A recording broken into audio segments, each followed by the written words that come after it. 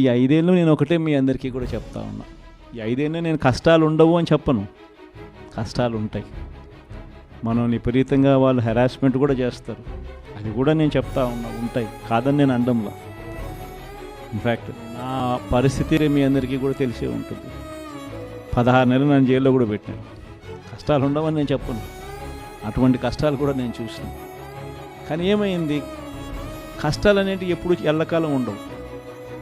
ఒక చీకటి వచ్చిన తర్వాత వెలుతురు రావడం అన్నది దేవుడు క్రియేట్ చేసిన సృష్టిలో ఖచ్చితంగా జరగాల్సిన కార్యక్రమం. కాబట్టి కష్టాలు ఎక్కువ రోజులు ఉండవు. ఒక రాత్రి వచ్చిన తర్వాత ఒక పగులు రాక తప్పదు. ఎన్ని కష్టాలు వచ్చినా మళ్ళీ 5 ఏళ్ళకి 2029లో మళ్ళీ మనమే వస్తాం.